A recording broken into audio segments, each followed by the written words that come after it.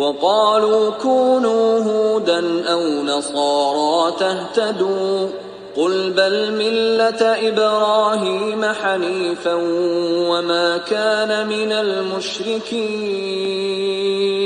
قولوا آمنا بالله وما أنزل إلينا وما أنزل إلى إبراهيم وإسماعيل وإسحاق ويعقوب والأسباط وما أوتي موسى وعيسى وما أوتي النبيون من ربهم لا نفرق بين أحد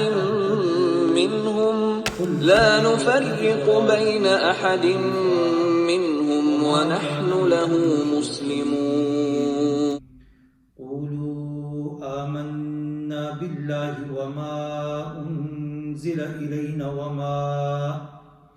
وما أنزل إلى إبراهيم وإسماعيل وإسحاق ويعقوب والأسباط وما أوتي موسى وعيسى وما أوتي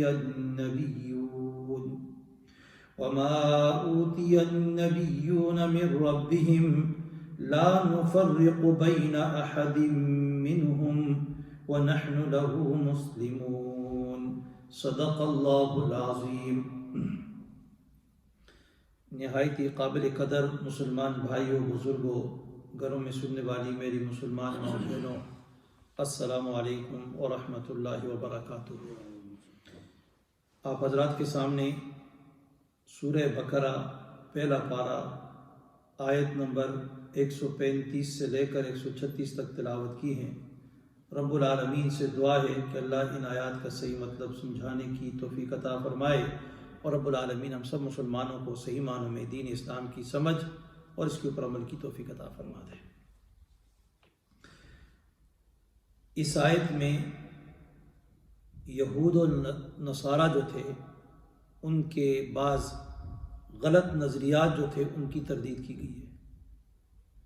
یہود و نصارہ ان کے آباء و اجداد جو تھے وہ دین اسلام اور ملت ابراہیمی جو تھی اس کے پابند تھے، لیکن جناب نبی کریم صلی اللہ علیہ وسلم کے زمانے کے یہودی اور نصارہ جو تھے یہ خود بھی شرک کیا کرتے تھے، مشرک تھے، اور دوسرے لوگوں کو بھی اسی شرک کی طرف دعوت دیا کرتے تھے،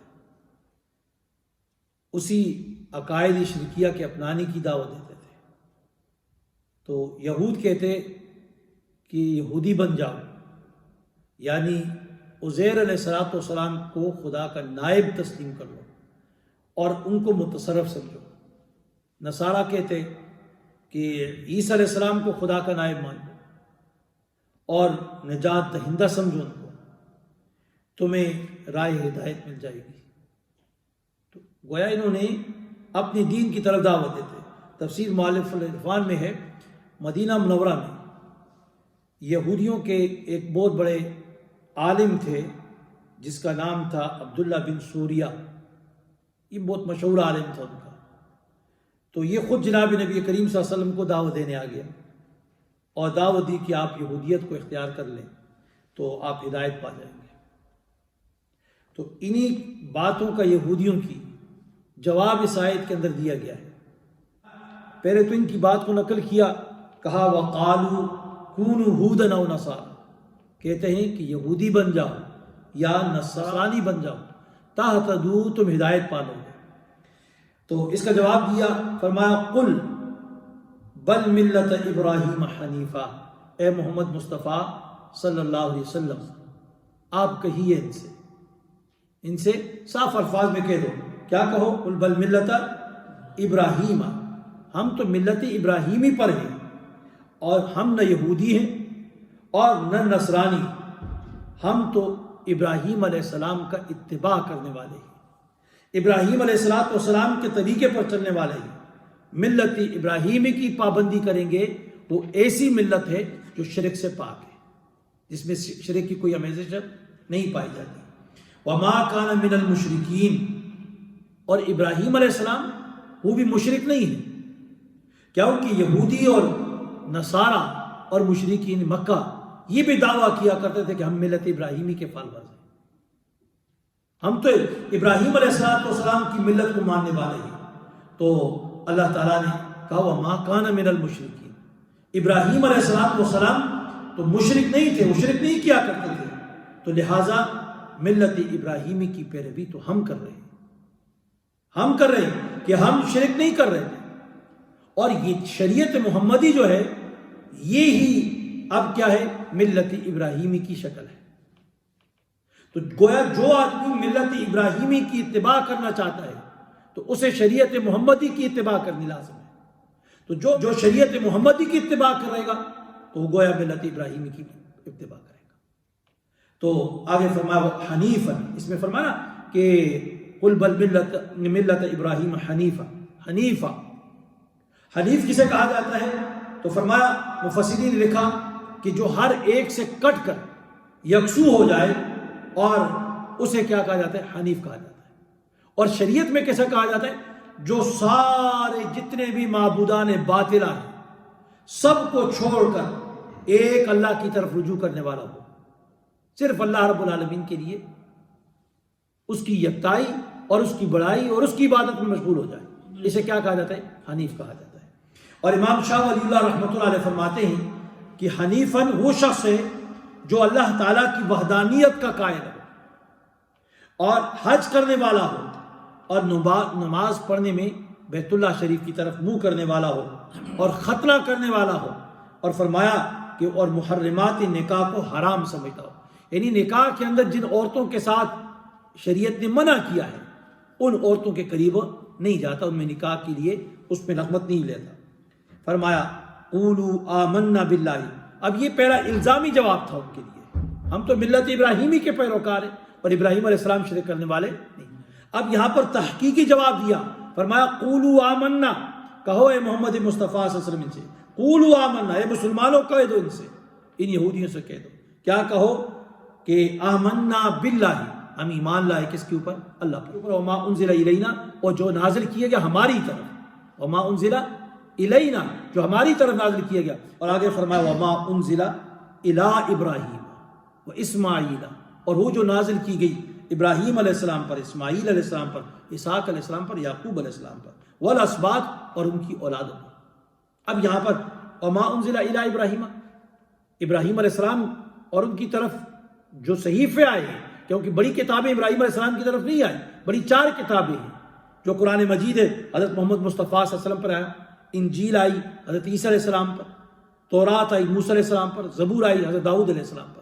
پھر یہ چھوٹے صحیفے، تو مفسرین نے لکھا کہ اس سے وہ 10 صحیفے مرادی جو حضرت ابراہیم علیہ السلام پر نازل ہوئے وہ صحیفے مراد ہیں، اور ان 10 پر ان کی اولاد کا عمل اور اتباع رہی ہے، اسی واسطے نزول کو اولاد کی طرف منسوب کیا ہے۔ تو یہاں پر یہ فرمایا وما انزل الی ابراہیم و اسماعیل و اسحاق و یعقوب والاسباط، اب اولاد کی طرف آئے تو 10 صحیفے ابراہیم علیہ السلام کی طرف ہے، لیکن ساتھ ان کی اولاد کو بھی شامل کر دیا۔ فرماتے مفسرین اس کا اسی طرح ہے جس طرح یہ کہا گیا نا اوپر کے اوپر وما انزل الینا، اور جو نازل کیا گیا ہماری طرف، وما انزل الینا، جو ہماری طرف نازل کیا گیا، حالانکہ قرآن نازل کس کے اوپر ہو؟ محمد مصطفیٰ صلی اللہ علیہ وسلم کے، لیکن ان کی اتباع میں پورے مسلمانوں کے لیے کہہ دیا کہ وما، تو گویا یہ مطابقت میں آ گئی۔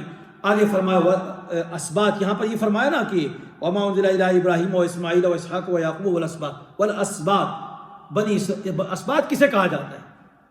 تو فرماتے ہیں اسباط کا جو لفظ ہے یہ بنی اسرائیل کی جماعتوں کو کہتے ہیں، جیسے قبائل عرب کے لوگوں کو کیا کہا جاتا ہے؟ قبائل کہا جاتا ہے۔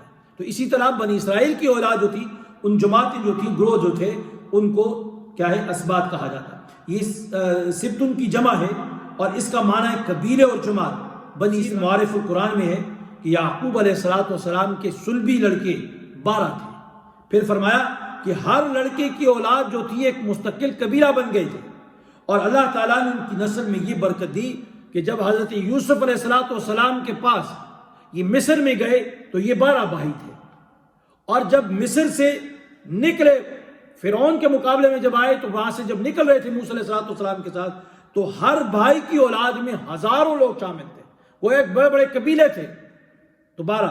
اور اس لیے فرمایا اس کو یہاں پر اسباط جو کہا ہے اسی بنا پر اس کو کہا گیا ہے کہ ان کی اولاد. دوسری وجہ جو اس اسباط کی یہاں پر بیان فرمائی تفسیر مظری میں ہے کہ اولاد کی اولاد کو بھی سبط کہا جاتا ہے. جناب نبی کریم علیہ الصلوۃ والسلام حضرت حسین اور حضرت حسن ان کے بارے میں فرمایا کرتے تھے کہ سبطین رسول، کہ رسول اکرم صلی اللہ علیہ وسلم کے کیا یہ سبطین تھے، یعنی اولاد کی اولاد اسے کہا گیا. فرمایا آگے معارف القرآن میں ہے کہ یعقوب علیہ السلام کی اولاد میں اللہ تعالیٰ نے بے پناہ برکت رکھی تھی، اور فرمایا کہ ان کی اولاد میں جو برکت رکھی رب العالمین نے یوں کہ حضرت یعقوب علیہ السلام کی اولاد میں سارے انبیاء اور رسول جتنے آئے سوائے 10 کے حضرت یعقوب علیہ السلام کی اولاد میں سے آئے. صرف 10 کے علاوہ 10 جو ہیں یعقوب علیہ السلام کی اولاد کے نہیں ہیں، باقی سارے کے سارے حضرت یعقوب علیہ السلام کی اولاد. 10 پیغمبر کون کون سے؟ حضرت آدم، نوح علیہ السلام، شیس علیہ السلام، ہود علیہ السلام، صالح علیہ السلام، لوط علیہ السلام، ابراہیم علیہ السلام، اسحاق علیہ السلام، یعقوب علیہ السلام اور اسماعیل علیہ السلام اور حضرت محمد صلی اللہ علیہ وسلم. یہ 10 کے علاوہ باقی سارے کے سارے کس کی اولاد میں سے ہیں؟ حضرت یعقوب علیہ السلام. فرمایا قولوا آمنا، کہو ان سے قولوا آمنا باللہ، ہم ایمان لائے اللہ کی ذات کے اوپر. اور فرمایا کس کے اوپر؟ وما انزل الینا، اور جو نازل کیا گیا ہماری طرف، وما انزل الینا جو ہماری طرف نازل کیا گیا، وما انزل الی ابراہیم اور جو نازل کیا گیا ابراہیم علیہ السلام کی طرف، وہ اسماعیل اور اسماعیل علیہ السلام کی طرف، وہ اسحاق علیہ السلام کی طرف، وہ یعقوب علیہ السلام کی طرف، والاسباط اور ان کی اولاد کے اوپر، وما اوتی موسیٰ اور جو دیا گیا موسیٰ علیہ السلام کو، وعیسیٰ علیہ السلام کو، وما اوتی النبیون اس موسیٰ علیہ السلام کو کیا دی گئی؟ تورات. عیسیٰ علیہ السلام کو کیا دی گئی؟ انجیل. وما اوتی النبیون اور جو کتابیں دی گئی نبیوں کو، من ربہم ان کے رب کی طرف سے.